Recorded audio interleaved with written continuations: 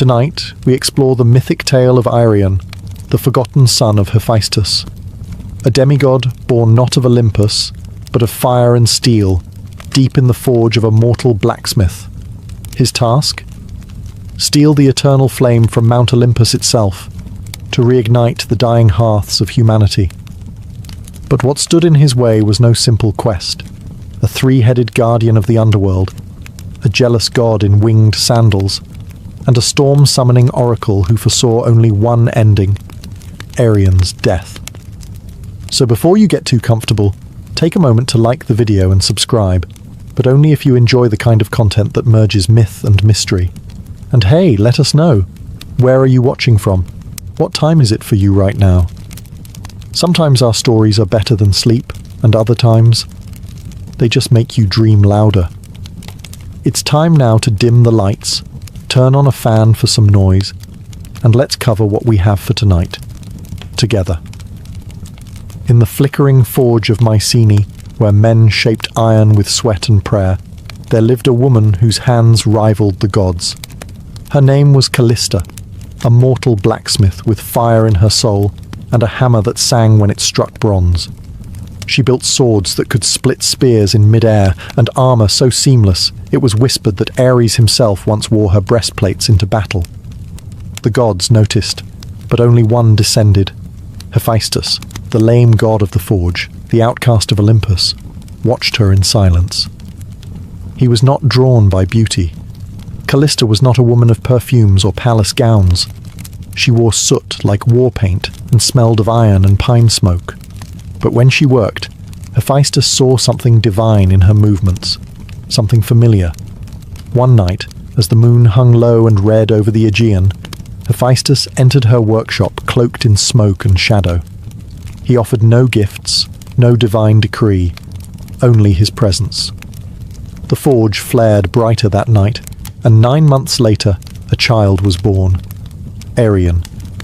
He did not cry, not at first. His eyes opened and glowed like coals, and the fire in the forge leapt as if recognizing its kin. The midwives gasped. One whispered, "He's touched by the divine."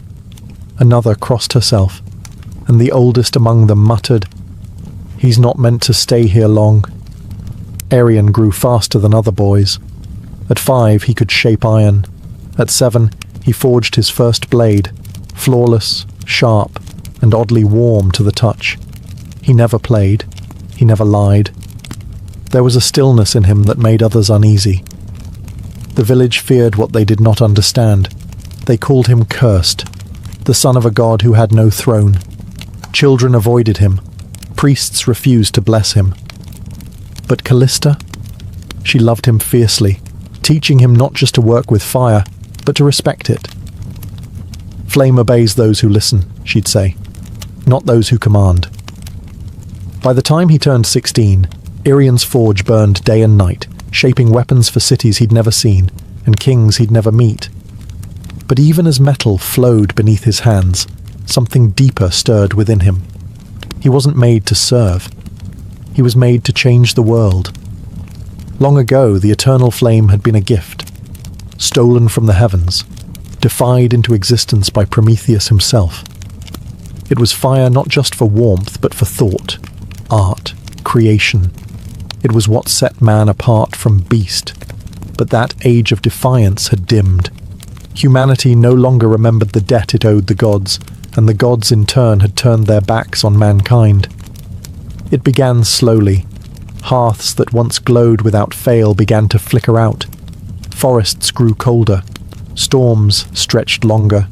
Crops wilted in spring, and homes were filled with the breath of frost, even in high summer. Children shivered beside unlit chimneys. Old women murmured prayers into ashes that gave no heat. Priests spoke of punishment. Scholars blamed the stars. But across villages, towns, and empires, a different fear took root. Not that the world was ending, but that the gods had abandoned them. And they were right. High atop Mount Olympus, the gods had sealed away the last true flame, a spark kept alive only in the divine brazier, untouched by mortal hand for centuries. No god dared share it again. They feared man's rebellion, feared what Prometheus had begun. They told themselves, let them suffer. They must remember their place. But not all gods agreed. In hidden corners of the world, whispers stirred. Dryads spoke of a boy born of flame. Nymphs saw sparks dancing in a boy's eyes from Mycenae. The winds carried a name, Irion. In the cold chambers of Delphi, the oracle dreamed of fire, walking on two legs, lighting cities with its footsteps. And in the depths of forgotten temples, dying candles sputtered back to life at the sound of a blacksmith's hammer striking anvil. Irion had no idea. He only knew the iron was growing harder to shape, that the flames in his forge required more breath, that the warmth that once came easily was slipping away. But the world had begun to watch. Gods both old and silent had turned their gaze to Mycenae. The divine brazier atop Olympus, though shielded in marble and guarded by fate, flickered for the first time in an age, responding not to a god, but to a boy born of fire and sorrow. And deep within him, something began to glow. Delphi was dying. Once the center of divine council, where kings and warriors climbed stone paths to seek Apollo's voice, now it stood quiet, its columns cracked and overgrown, its sacred springs reduced to mist. But one voice still lingered, buried deep within the mountain's breath. The oracle. Irion arrived in silence. No one greeted him at the gates. The torches lining the temple had long since gone out. Ivy clung to broken altars like fingers, unwilling to let go of lost faith. Thunder growled in the clouds above, not of rain, but of something older. Watching. He descended into the hollow chamber where generations before him had once wept and begged. There, seated atop a crumbling stone throne, was the oracle. She was draped in violet robes, skin pale like ash, eyes blind but blazing with storms. Before he could speak, she inhaled sharply, like a flame being pulled back into a lantern.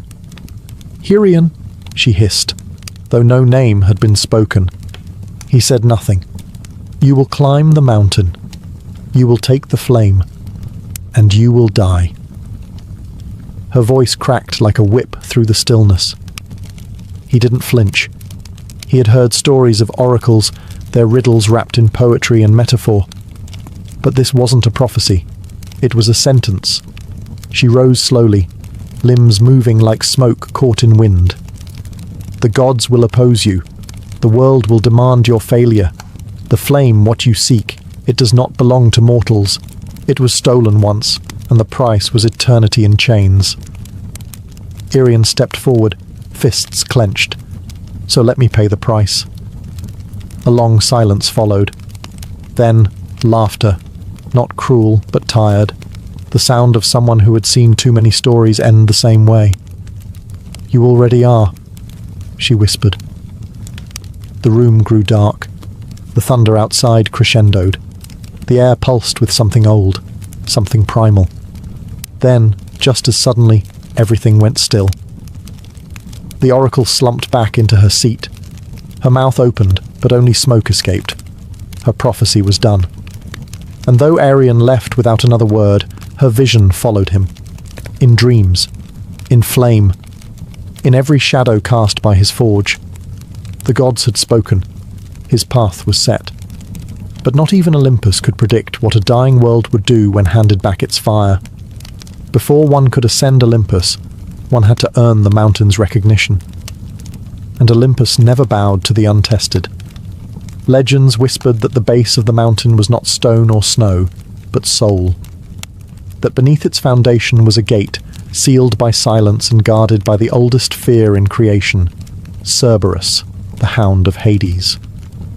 No one could pass that gate without first touching death. Irion did not question it. He had studied myths the way blacksmiths study heat, closely, warily. He knew what waited beneath the roots of Olympus. But to reach the eternal flame, he would have to descend, not metaphorically, but into the very underworld itself. So he prepared not with armor, but with craft. He spent 3 days and 3 nights forging a collar, not for battle, but for submission. It was made of obsidian, iron, and the final ember from his mother's forge.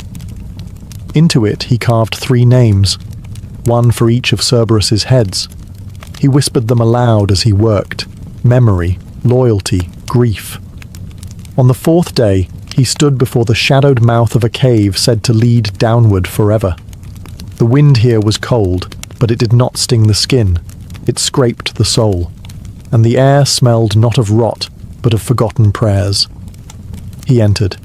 Deeper and deeper he walked, past bones that glowed faintly in the dark, past torches that lit themselves without flame, until he heard it, the breathing, slow, massive, layered, like 3 storms dreaming in unison. Cerberus. He stepped into the clearing and found the beast sleeping on a bed of ash and bone, each head twitching in a different rhythm. Its fur was blacker than absence. Its eyes were closed, but its ears twitched. Arian did not draw a weapon. He approached, knelt, and held out the collar. Then, softly, he began to hum. It was the song his mother had sung to him as a child, the one she sang when night made the world feel too big, too cruel. The middle head stirred. The left opened one amber eye. The right snarled, then stopped. They listened. And in that silence, Irian slipped the collar on. Cerberus exhaled, and the door behind him opened, not with rage, but with respect. Irian had touched death, and death had stepped aside. The road up Olympus was no road at all. There were no markers, no stars to guide the way, only sheer rock, biting wind, and whispers that echoed from nowhere. Irian climbed not with certainty, but with instinct. His mortal hands bled. His divine blood burned. The mountain resisted him at every turn. And then he appeared, not with a roar, not in a flash of power, but in silence. Hermes, the trickster, the messenger, the thief. He stood on a ledge ahead, dressed like a traveller, cloak loose, sandals laced with feathers, eyes sharp as broken glass. A crooked grin danced across his lips. "Well," he said, spinning a coin between his fingers, "I thought you'd be taller." Irian didn't stop climbing. "I know why you're here," Hermes continued, walking casually beside him without ever lifting a foot. "You want to bring fire back to the mortals. Sweet, noble, stupid." Irian paused.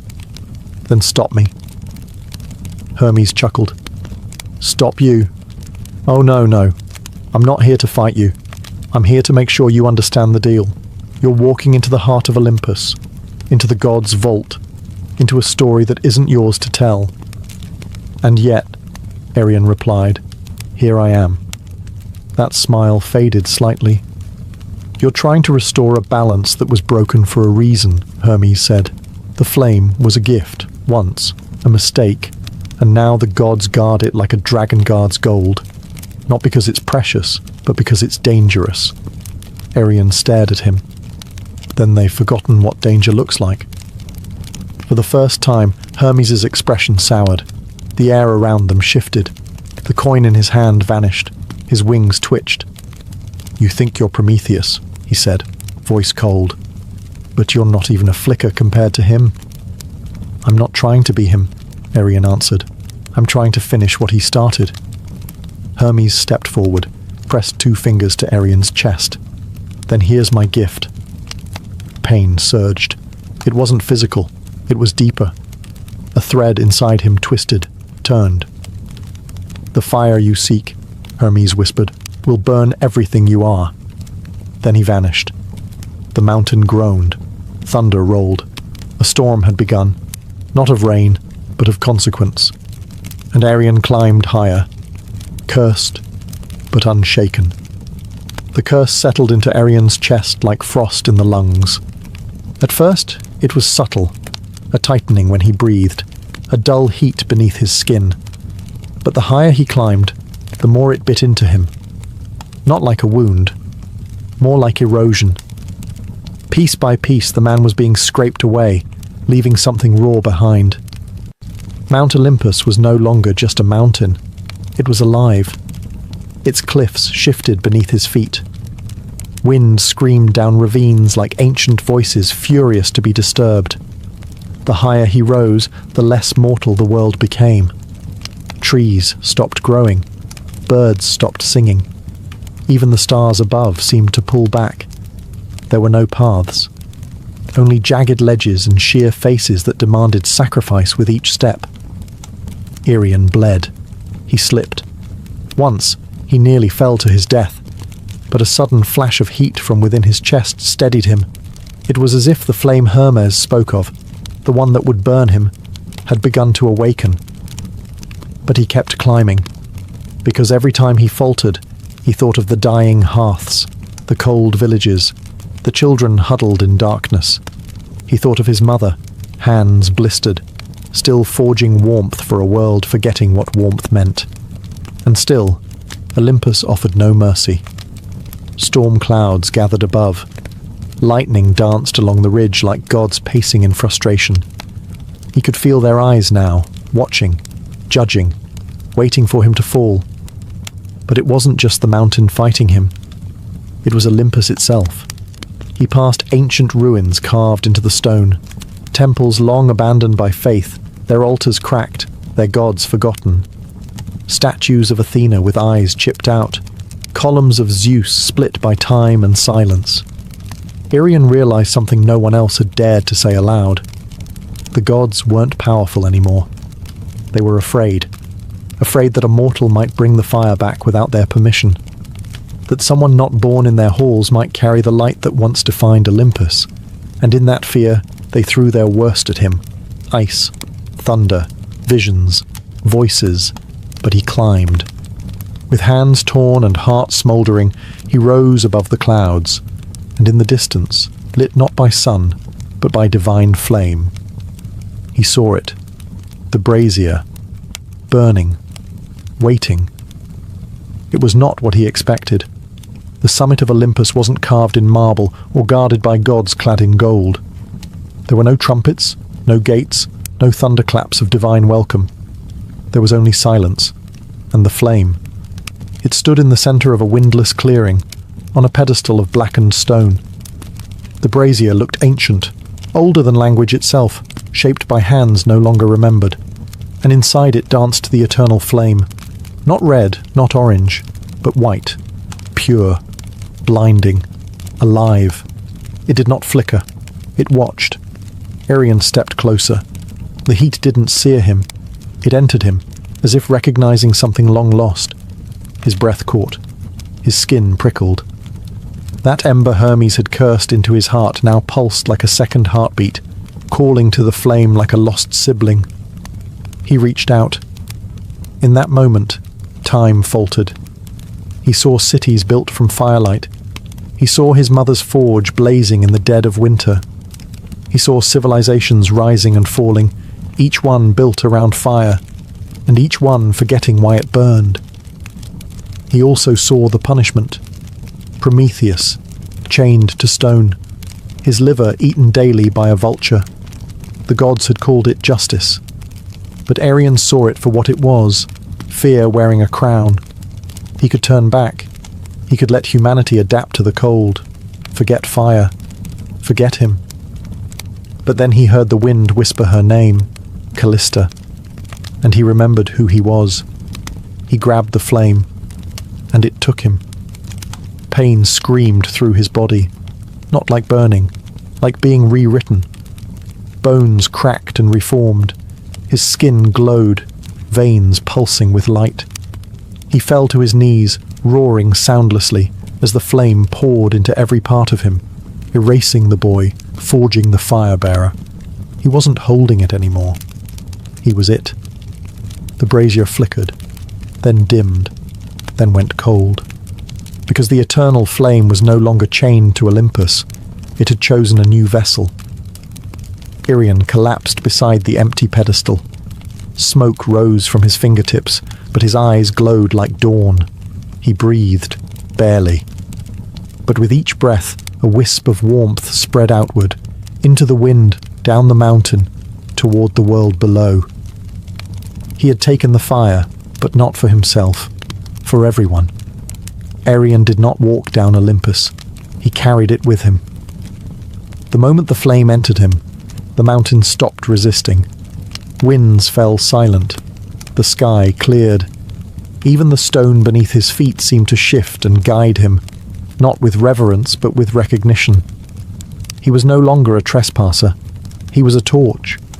His body smouldered with divine heat, not the kind that scorched, but the kind that stirred life.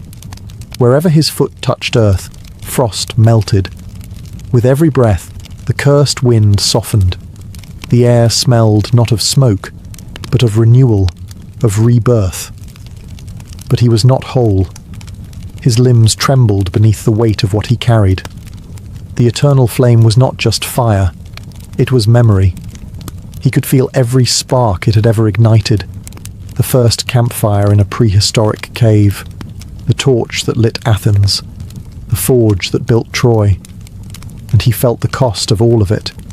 He saw the cities burned in its name, the temples razed, the wars fought with stolen fire and ambition. The gift of the gods had never been innocent, but this time he would not give it as a weapon. He descended through cloud and silence, past broken statues of gods who had once been worshipped, now crumbling in divine decay. He passed the cave where Cerberus had once guarded the gate, but the beast was gone, as if even death had stepped aside for what Arion had become. He reached the world below, and there, in a frozen village where hearths had long turned to ash, people gathered around him, not in fear, but in awe. He did not speak. He simply held out his hand, and a flame danced from his fingertips into the nearest hearth. It roared to life. Then another, and another. A chorus of warmth spread from home to home, city to city, across lands that had forgotten what it felt like to gather around a fire without praying first. Arion burned. His hair shimmered like molten gold. His skin cracked like cooled obsidian. He was dying, but not fading. He was becoming something else. He had not stolen the flame. He had become it. And everywhere it burned, the world whispered his name, not in worship, but in gratitude. No tomb was ever built for Arion. No statue was carved. No songs were sung in temples. There was no procession, no mourning, no final battle to mark his passing.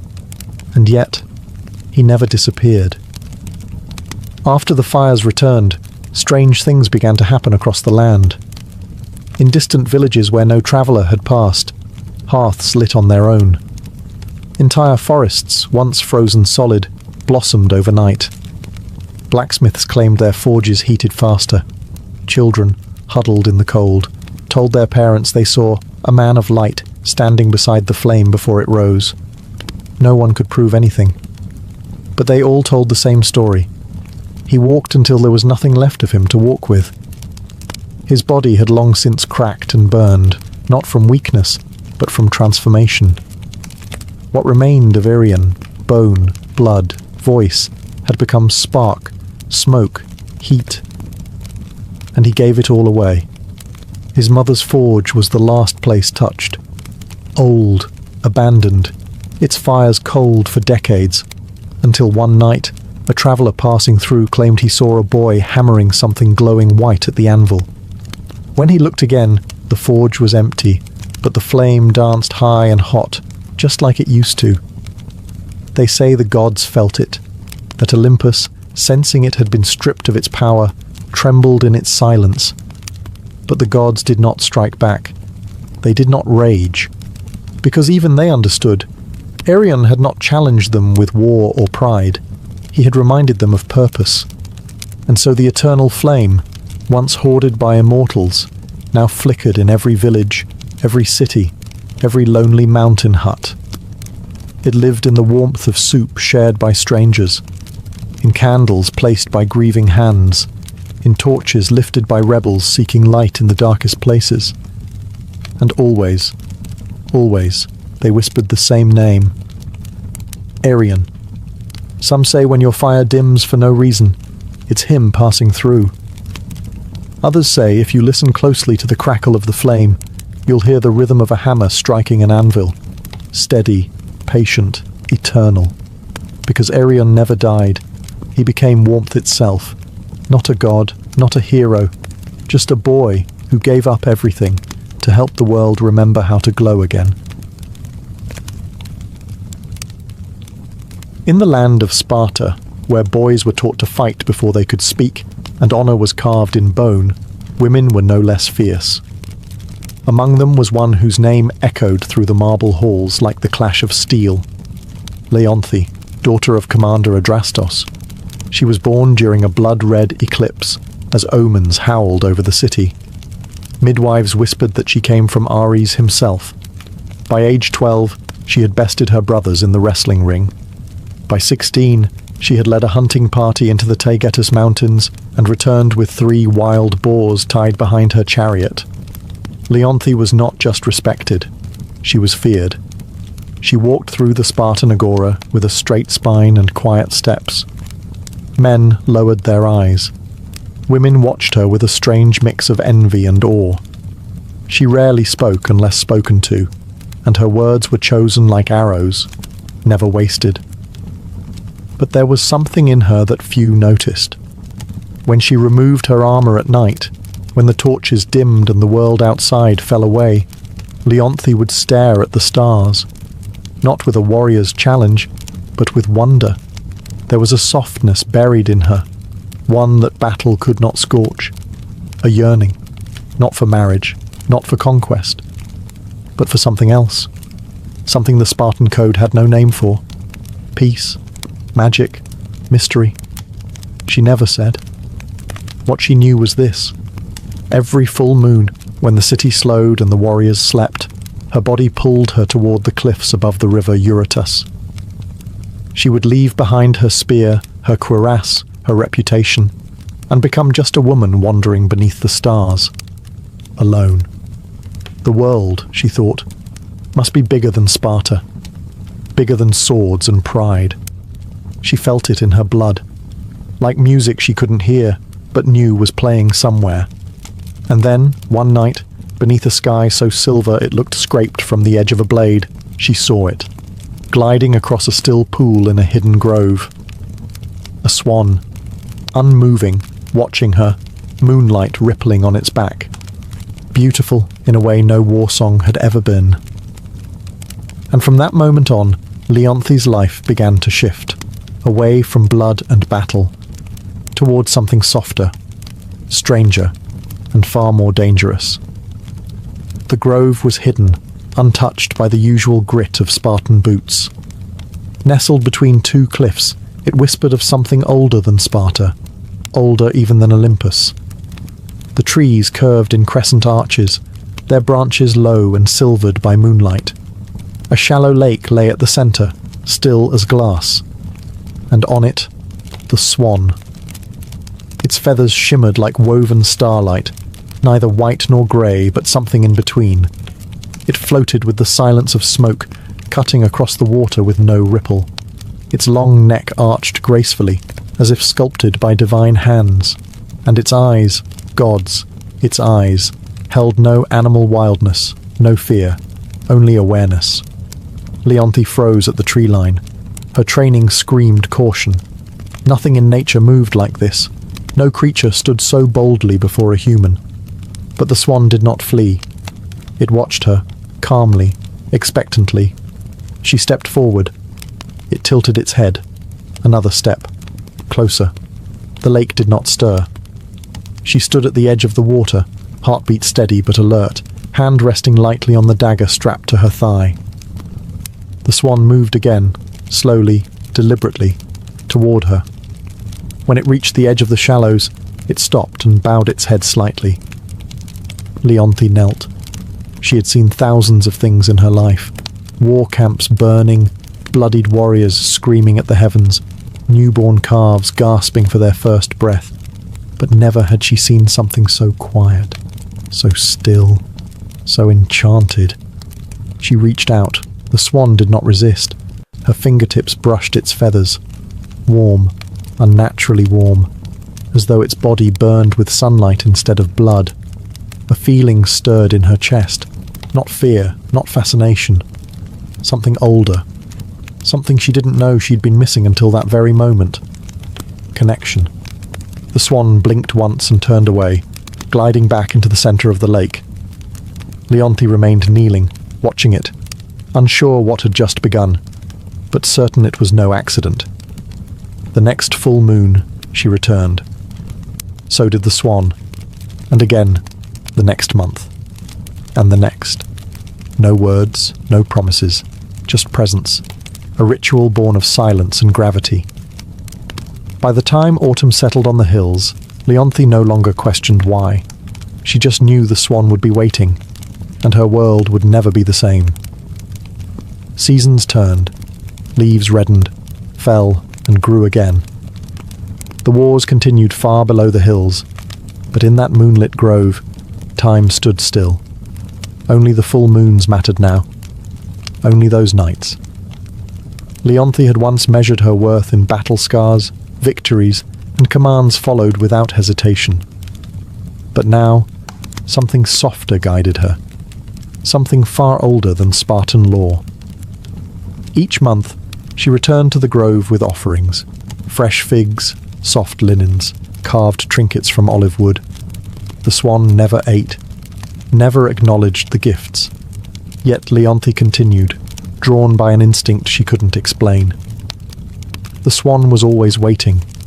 It met her at the edge of the water, dipped its head gently, then glided by her side.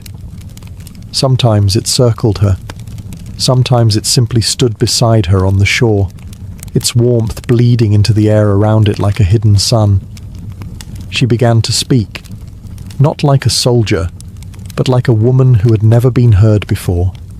She spoke of her father's coldness, of how victory never filled the empty space in her chest, of the nights she stared at the sky, wondering if there was more than sword and soil. The swan said nothing, but it listened. She could feel it. Its stillness wasn't silence. It was attention. The kind mortals never gave. The kind no commander, no suitor, no friend had ever offered her. Over time, she stopped feeling alone. She braided her hair before each visit, smoothed her robes, sat beside the swan for hours, shoulder touching wing, saying little, yet feeling more than she'd ever felt in a Spartan palace or battlefield. And still, the swan never fled, never aged, never changed. She should have been afraid. There were stories of gods taking animal form to lure mortals into ruin, stories of punishments for those who loved the divine. But Leonti didn't believe in stories anymore. She believed in the way her hand fit perfectly along the curve of the swan's neck, in the way it bowed its head when she sang quietly into the night, in the way it seemed to wait for her, need her. No words, no promises, but in their silence, something ancient took root, and though she didn't speak the word, not even to herself, Leonti knew what it was. Love. The swan was not born of earth. Its wings had once stretched across the sky. Its fingers had played the lyre that made the sun rise. Its name had once been whispered in temples, carved in marble, and shouted in song. Apollo, god of light, of music, of prophecy, now silent, feathered, bound. Long before Leonti was born, Apollo had committed a sin in the eyes of Olympus. He had defied Zeus, not with blade or rebellion, but with truth. He had spoken against his father's punishments, against the cruelty passed down from throne to world, against the silence demanded by power. For this, Zeus did not kill him. He unmade him, a spell cast in fury, more curse than justice. Apollo was stripped of his form, his voice, his divinity, forced into the body of a swan, not to teach him humility, but to remind him he could glow like the sun and still be caged by shadow. The curse was crueler still. There was one condition. If a mortal ever discovered his true identity, the transformation would become permanent. And so Apollo waited. Years.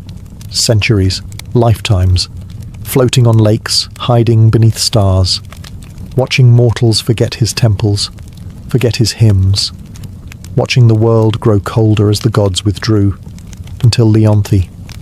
Her presence cracked something inside him, something buried so deep even Olympus had forgotten it existed. Hope. He never meant to be seen, never meant to stay, but she returned, again and again, and her voice when she spoke to him in the glade was the only thing that made the fire inside him flicker again. She was not a priestess, not a nymph, not a chosen oracle. She was a warrior with hands that knew only weapons, a woman hardened by loss and trained to feel nothing. And yet, she saw him. She treated him not as a symbol or a threat, but as something sacred, something worth waiting for. He dared not speak, dared not reveal his name. But in the tilt of his head, in the stillness of his body, he answered every question she never asked. And slowly, impossibly, he loved her back. In Sparta, solitude was respected, but not for too long. Leonthe's absence did not go unnoticed. Each full moon, she slipped away from the barracks, from the training fields, from the watchful eyes of commanders and kin. At first, none questioned her. She was Leonthe, untouchable, unshakable. The warrior whose loyalty was carved into every scar. But Sparta thrived on order, on discipline, and love, especially the hidden kind, was a foreign thing in a city built on control. Whispers began. She wanders. She speaks less in council. She trains, but her strikes lack venom. It was true. Leonthe had changed. Her movements were still sharp, but no longer cruel. Her voice no longer cut. And something in her eyes softened. Some nights she smiled to herself, as if holding a secret the gods themselves couldn't steal. Her father noticed first. Commander Adrastos, a man whose face bore no softness, whose daughters were meant to lead men, not follow feelings. He summoned her one evening, under the guise of strategy. But when the chamber emptied, he spoke plainly. "What keeps you from sleep?" Leonthe offered no answer. His voice darkened. "Do not forget who you are." But she already had, at least the version of herself that Sparta had moulded. What the city had built in stone, the swan had touched with water. And Leonthe found herself unwilling to return to who she'd been. Still, Sparta watched. A patrol once followed her out beyond the walls, tracing her steps toward the cliffs. They lost her near the olive groves. She was too skilled to be shadowed, but it was enough. Enough to birth suspicion. Priests murmured about omens, that the moonlight carried voices, that the lakes beyond Sparta stirred unnaturally, a warrior woman disappearing each full moon. They feared it was madness, or worse, a god. Leonthe knew the walls were closing in, that eyes were learning to look where before they had looked away, that her silence, once strength, now made her vulnerable. But still, she went. Still, she found him. And in that grove where moonlight touched feather, she forgot the noise of Sparta, forgot the rules, forgot the danger. Only one thing mattered now, not being seen. Because if the world discovered what she knew in her heart, it would destroy them both. The moon was heavy that night, low, swollen, golden as a dying flame. Leonthe stood in her chamber, fingers trembling over her armor, unable to fasten the final clasp. Something had changed. She had felt it for days. A quiet trembling beneath her feet, like the ground itself knew what she did not. The swan had been different on their last meeting, restless, more watchful. Its feathers bristled when the wind shifted. It had circled her twice before settling at her side, its warmth sharp instead of soothing. That night, sleep eluded her, and when it came, it brought visions. She stood in a silver grove, her hands covered in gold dust. A statue loomed before her, part man, part swan, its wings frozen mid-beat, its face serene and lifeless. She reached out, called a name she didn't know she knew. Apollo. The statue cracked, and a voice echoed, not from the sky, but from inside her bones. Truth will freeze what love has kindled. She awoke breathless, heart racing, the name still burning on her tongue. She tried to dismiss it. A dream, nothing more. But warriors know when fear is real. And this was no ordinary omen. This was prophecy. The next day, Leonthe left Sparta earlier than usual, the ache in her chest sharper with every step. She didn't follow her usual path. Her feet led her deeper into the hills, through trees she'd never passed, into groves untouched by memory. There, hidden beneath a curtain of ivy and moss, she found the altar, ancient, cracked, marked with a single unmistakable inscription, carved in old flaking gold. Apollon. Her breath hitched. All at once the pieces fell into place. The warmth of the swan, its listening gaze, the dreams, the curse in her bones, the reason it had always come during the full moon. He wasn't just enchanted. He was a god. Her god. And she had broken something. She stumbled back, the sound of feathers behind her. The swan had followed her, silent, as always. But its stillness no longer comforted her. It was watching, sadly, softly, as if it already knew, as if the truth had arrived, and so had the end. The grove was no longer still. The air pulsed, slow and deep, like the breath of something ancient stirring in its sleep. Moonlight trembled on the surface of the lake. The trees leaned in, silent witnesses to the unraveling of a secret that had survived centuries. Leonthe stood frozen before the altar. The name, Apollo, still echoed in her mind like a spear striking stone. She turned, slowly, as if doing so would unmake the truth. But it was too late. The swan was there, not gliding, not graceful, just standing, watching. Its feathers no longer shimmered, its glow dimmed, flickering like a dying flame. Leonthe stepped toward it, her lips parted, unsure what to say, unsure if anything could be said. "I know," she whispered. The wind stilled. A single feather drifted from the swan's back, falling slowly, silently, before vanishing into dust the moment it touched the altar. And then the change began. The swan's neck arched, not in grace, but in agony. Its body trembled. Feathers unraveled into streams of gold and light, wings bent into arms, webbed feet split into toes that dug into the earth, and where the swan had stood, now knelt a man, naked, radiant, broken, Apollo. His hair shimmered like the sky at dawn. His skin glowed faintly, like embers beneath marble. But his eyes were dimmed by sorrow, by inevitability. Leonthe stepped back, hand to her mouth. She had loved him in silence, and now silence had become unbearable.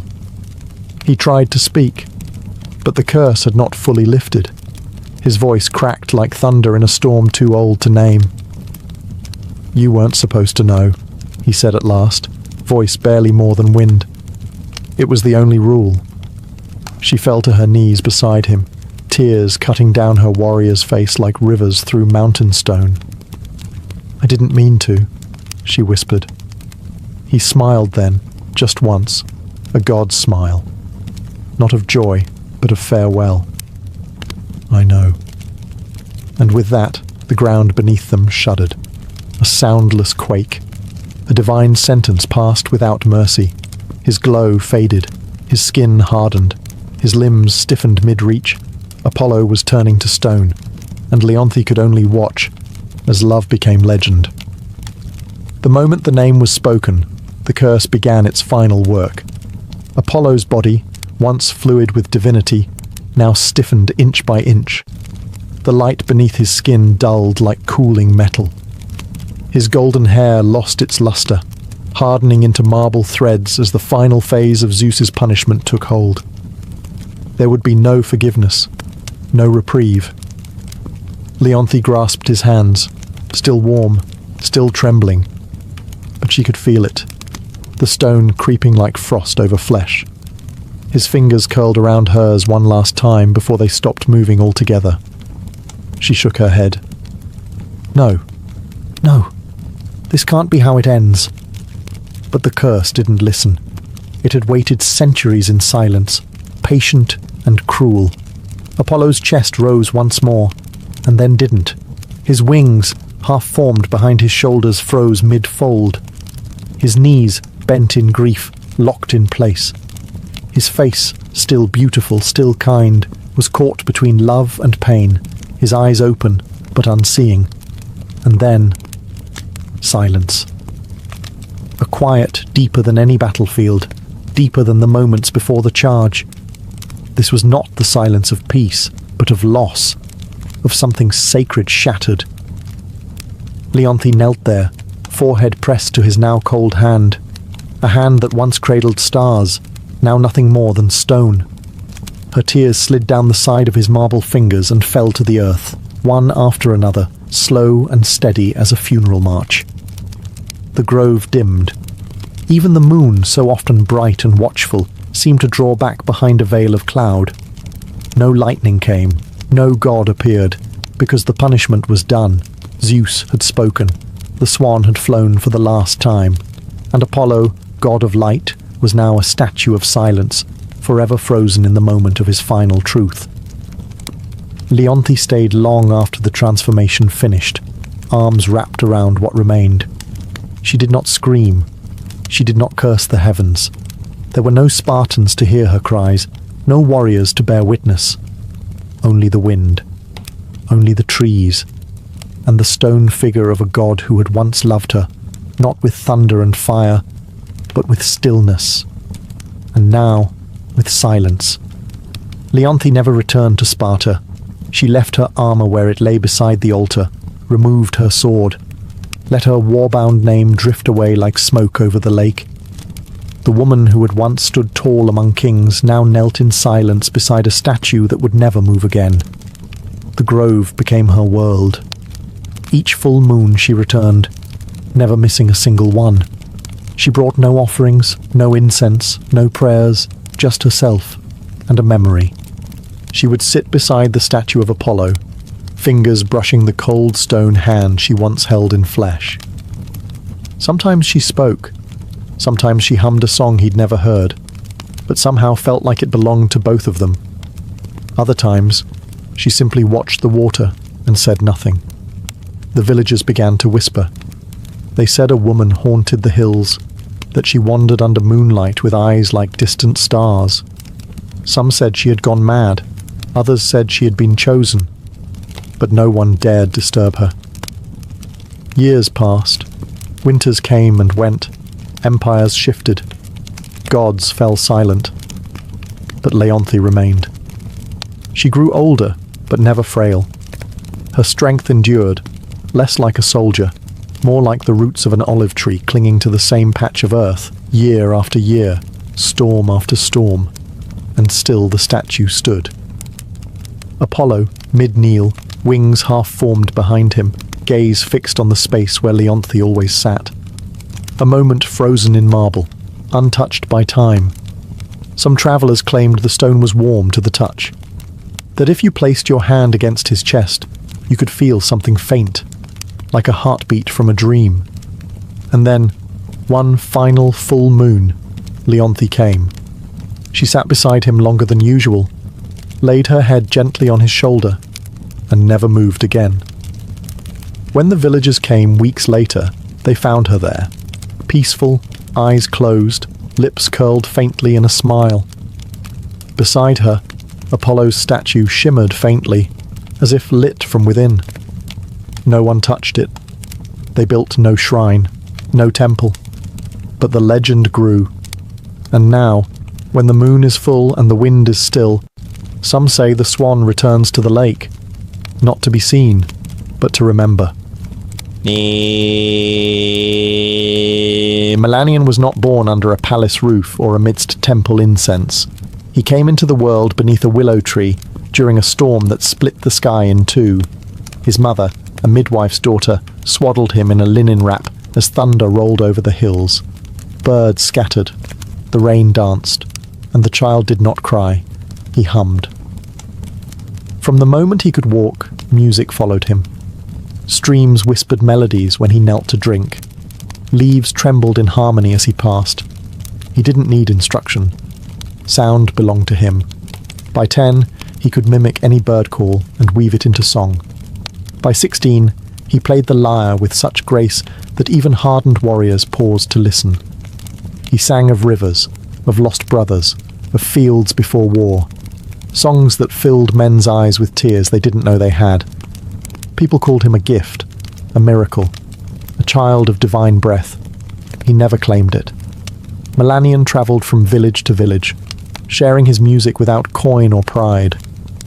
His voice calmed fevers. His chords softened hardened hearts. He once played for a dying child who, upon hearing his lullaby, smiled and drifted into death as if it were a dream. But not all ears that listened were mortal. One spring evening, as he sat beside a glimmering river and strummed a tune about starlight, the very air around him changed. The wind slowed, the water stilled, even the frogs silenced their song. And then they arrived, the Muses. 9 of them, stepping lightly from behind the veil of the world. Cloaked in light and sound, each carried her own essence: history, tragedy, dance, epic, poetry, and more. Their eyes were not kind, not cruel, just knowing. They listened.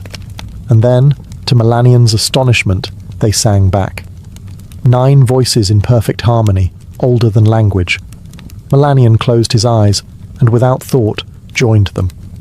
His voice didn't echo theirs, it evolved them. When the last note fell into silence, even the stars seemed closer. One of the Muses, Calliope, eldest and most stern, touched his brow. "You are not ordinary," she said. "You are a vessel." And thus began the legend of Melanion, the bard whose voice would shake the heavens. From that night on, Melanion was no longer just a gifted mortal. He was touched, marked, whispered about. The Muses had chosen him. In the quiet folds of Mount Helicon, where few dared to tread, they invited him into their sacred circle. There, beneath ancient trees and skies unclouded by mortal ambition, Melanion learned not through lectures, but through experience. Calliope, muse of epic, taught him how to bend a story into sound. Clio whispered the histories of nations into his ears as he slept. Terpsichore danced barefoot through leaves while he played beside her, his fingers learning the rhythm of wind and body. Euterpe laid her flute across his palm and said only, "Listen." And he did. He absorbed, not just melodies, but truths. The kind that lived between words.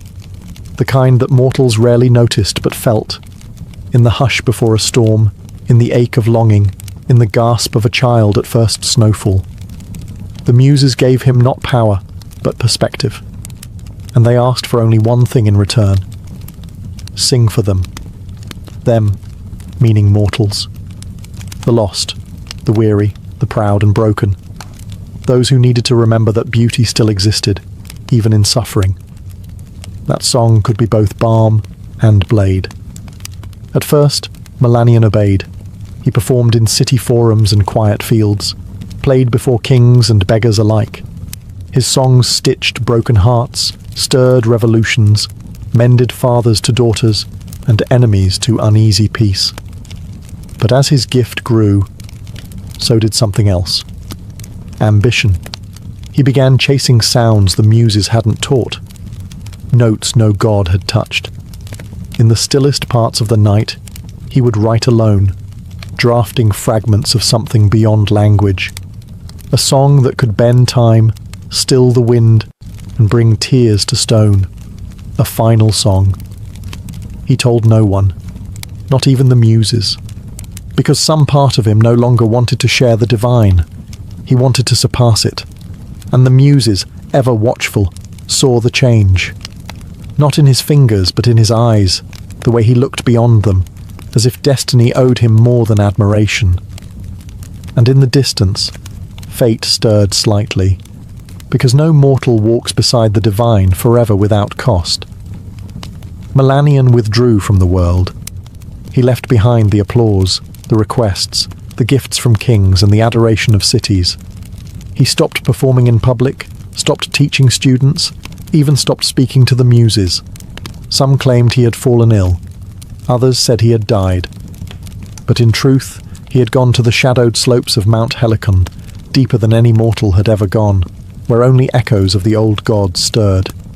There, in a cave lined with crystals that sang when touched by light, he began composing the final song.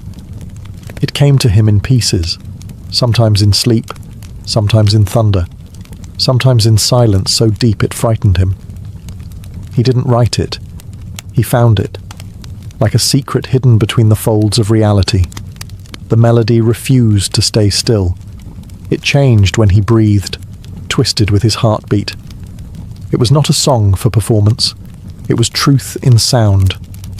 He heard the birth of stars in its opening note. He felt the deaths of empires in its fall. It was not sad. It was not joyful. It simply was. He laboured for months, maybe years. Time bent strangely inside the cave. He ate little, slept only when the music allowed it. He would weep one moment, laugh the next, as though the song played through his soul instead of his hands. And when it was finished, the world changed. Birds stopped mid-flight. Trees leaned toward the windless mountain. Streams went quiet. The sky itself held its breath. And far above, in the marble chambers of Olympus, the gods turned their heads. Even the fates, who never looked away from their weaving, paused. Clotho whispered, "A thread trembles." Lachesis frowned, and Atropos, whose shears never hesitated, set them down. They listened. The song did not demand worship. It did not beg to be loved. It simply revealed everything. When the final note faded, even the cave refused to echo it, as if the world knew to repeat it would be a crime. The gods waited. The muses waited. They expected Melanion to return, to offer this wonder to the world. But he didn't. He hid it. And in doing so, he set a different music in motion. One of silence. And consequences. When Melanion emerged from the cave, the world felt smaller. The skies, once so vast, seemed pale beside the echoes of the song still humming in his bones. People rushed to greet him. Musicians, poets, even priests. They begged to hear what he had written, to feel whatever power had moved the heavens. But Melanion said nothing. They asked again. He smiled faintly. Not yet. Only the muses saw the shift. They came to him one dusk, stepping from starlight like breath from a lyre. Their robes glowed with inspiration, but their eyes held warning. "You were chosen to carry beauty," said Erato, soft and sorrowful. "But beauty is not meant to be buried," added Cleo.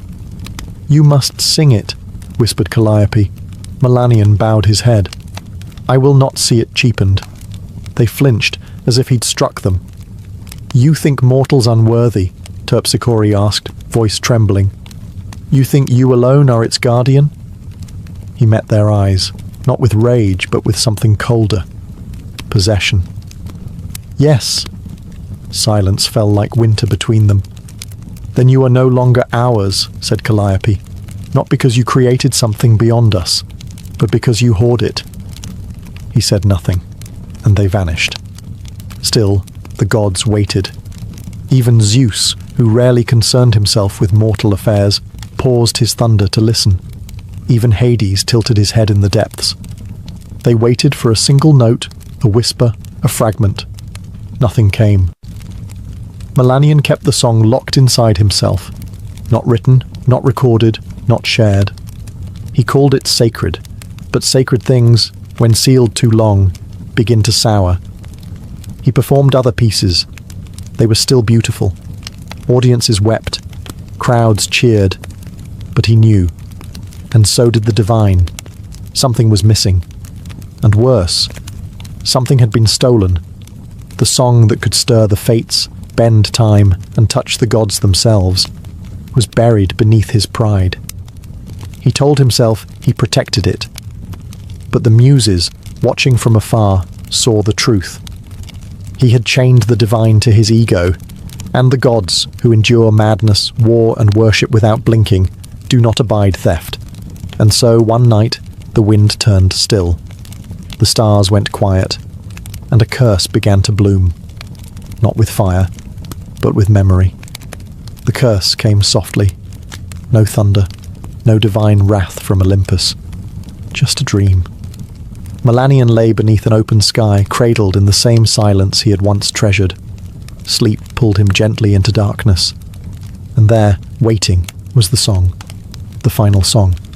It returned, clearer, richer, impossibly perfect. He heard notes he'd never written, harmonies he hadn't yet imagined. It lifted him through stars, wove him into oceans, unspooled the very fabric of meaning. He wept in joy, in awe, in surrender. And then, morning. Gone. Not faded, erased. No memory, not a note, not a name.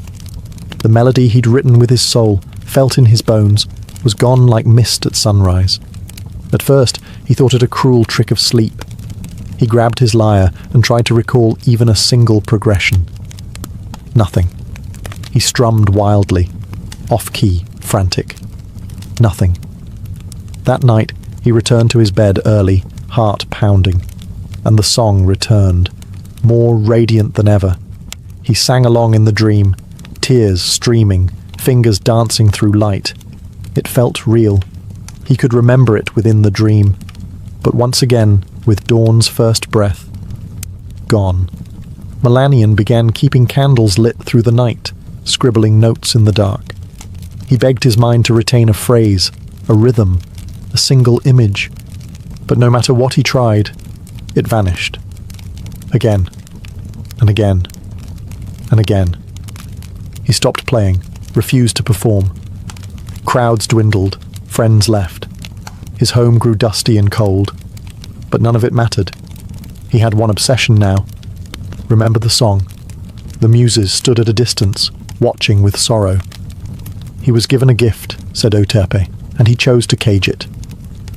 Now he is the only one who will hear it, said Polyhymnia. And never remember, whispered Clio. It was not vengeance. It was balance. Melanion would hear the song every night, for eternity. But it would live only in dreams. Each sunrise it would slip through his grasp like water through cracked hands. He would never stop chasing it, never stop hoping. And in time, hope would rot into madness. Because what torments a bard more than forgetting the greatest song he ever knew, and knowing it still sings without him? Melanion stopped counting the nights. They bled into each other, an endless loop of ecstasy and loss. Each evening, he slipped into dreams where the final song embraced him like a lover returned from war. And each dawn he woke alone, screaming, weeping, blank. At first, he tried to outwit the curse. He hired scribes to sleep beside him, begged seers to extract fragments from his mind. He sang to mirrors, hoping his own voice would betray some hidden memory. Nothing worked, and slowly he began to fray. He stopped eating. His robes hung from a body gone hollow. His fingers trembled when he reached for his lyre, the same instrument he once cradled like a child. Strings snapped under his shaking hands. He didn't fix them. He didn't need them anymore. Because in sleep, the music still came. It became his only purpose, the only place he felt whole. And waking became a punishment. He cursed the sun, smashed his windows, sealed himself in a room with no light. But still the song left with the morning. When he emerged, he no longer resembled a bard. He was wild-eyed, gaunt, his once golden voice now raw from nights of desperate humming. He wandered from village to village like a beggar, not for coin, but for memory. "Have you heard it?" he'd ask strangers. "The song with no beginning and no end? Have you heard it in your sleep?" People pitied him at first, then feared him. Some threw stones, others fled. He began to sing fragments in the streets, random frantic bursts of melody. They made no sense to others, but to him, they were clues, keys, pieces of a shattered mirror he could almost reassemble, but every time it slipped through his fingers. He laughed when he failed, then cried, then laughed again, and every night the song came back, shimmering, whole, just out of reach. The muses watched, not with anger, with mourning. He had once been their finest vessel. Now he was a cracked jar, overflowing only when no one could hear. And in that descent, the song he'd hoarded became the thing that unravelled him. Not with fire, not with wrath, but with silence. Melanion no longer lived in the world. His body walked through it, yes, but his mind was elsewhere, caught between dreams and daylight, past and present, a song only he could hear, and only when it was too late to hold. He wandered barefoot through cities that once hosted him like royalty. Children who once sat at his feet now ran from his shadow. His name, once sung in praise, became a warning. Don't end up like Melanion. He slept where he could, under trees, in empty chapels, sometimes in the doorways of inns whose keepers once begged for his presence. He no longer asked for food, only a place to rest, only the dream. The curse never failed. Each night, he fell asleep with trembling hope, and the final song returned. Whole, alive, a perfect ghost, and each morning he woke to forgetting. The cruelty wasn't in the silence, it was in the memory of sound. He remembered that he had heard something transcendent, that it had meant everything. But he could no longer remember why. He began speaking to shadows, to trees, to the stars. Sometimes he would sing to strangers, and demand they sing back, convinced the melody was hiding in someone else's throat. Once, he believed a child had hummed it in passing. He followed the family across 2 villages before collapsing in the dust, begging the boy to sing again. But the sound had been something else, something ordinary. He wept for hours, and still, each night, the song returned, taunting, embracing, divine. He tried to hum it as he dreamed, tried to wake mid-melody, but the curse was clever. He could not move within the dream. He could not record it, write it, carry it, only hear it. And when he woke, emptiness. Some who saw him said he still hummed in his sleep, that if you placed your ear near his mouth at midnight, you could hear a music unlike any other. But only then, only in darkness. The muses no longer came. The gods stopped watching. And Melanion, once the voice of the world, now wandered like an echo of a song the world could no longer remember, and he could no longer forget. Melanion had grown thin as twilight. His skin, once kissed by golden light, was now pale and paper-thin. His voice, what remained of it, was hoarse from years of whispers and wandering. He no longer searched for food, shelter, or even the song. He simply walked. One evening, he reached a cliff overlooking the sea. It was quiet there. No towns, no roads, no curious eyes, just the wind, the waves, and the stars slowly rising in the deepening blue. He sat, curled against a stone, the sea breeze tangling what remained of his hair. He didn't weep. He didn't sing. He simply closed his eyes, and the dream came again. But this time, something was different. There was no delay, no mist to wade through, no struggle to hear. The final song was there from the beginning, full and clear. But it was not just sound. It was a place, a presence, a world built from music. Melanion stood within it, barefoot on chords that bent like grass, stars pulsing above in rhythm. The sky was a symphony. The wind sang in harmony. And he was not just hearing it. He was part of it. His own voice joined the song, and it did not tremble. It did not forget. It soared.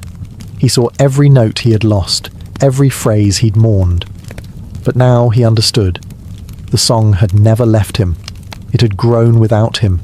It had become more than his hands could hold. He was not its owner. He was its witness. And in that final dream, there was no sorrow, no shame, no punishment, only release. When the sun rose, Melanion did not stir. The wind lifted softly around his body, as if carrying away a final breath. A shepherd passing the cliffs found him later, peaceful, hands resting on his chest, as if cradling an invisible lyre. There was no scroll, no recording. But above him, high in the coastal sky, seabirds flew in strange formations, almost like they danced to something only they could hear. And the sea, for a moment, sang. Not in words, not in melody, but in something older than either. Something he had finally become. Melanion was buried beneath a lone olive tree near the cliff where he last slept. No priest performed the rites, no crowds gathered, just the shepherd who found him, and a few villagers who remembered the stories, faint echoes of the bard who once made the gods pause mid-breath. There was no monument, only silence. But silence has a way of amplifying truth. In the years that followed, strange things were whispered across the land. Travellers claimed that if you passed that cliff under a new moon, you might hear a melody in the wind, brief, fleeting, heartbreakingly beautiful. Not a full song, just a note, just enough to make you stop.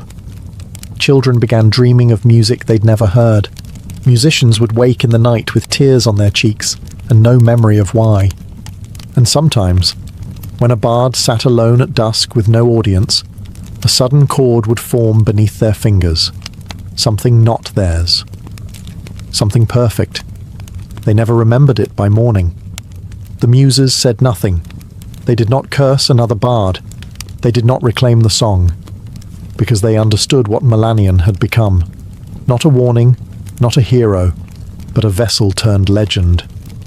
A soul whose punishment was born not of cruelty, but of refusal, and whose redemption came not through sharing, but surrender.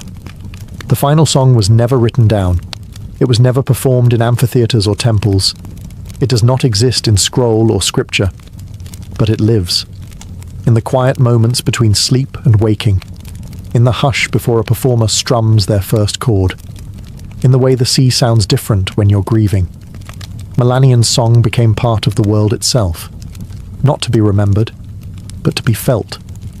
A whisper in the bones, a melody without words, and those who feel it, even for a moment, never forget the silence that follows. They say, if you stand alone on the right cliff, on the right night, with no one watching, and the wind is kind, you might hear a sound that doesn't belong to this world. Just a fragment, just a breath. And maybe, if you listen closely enough, you'll finally understand why Melanion never let it go.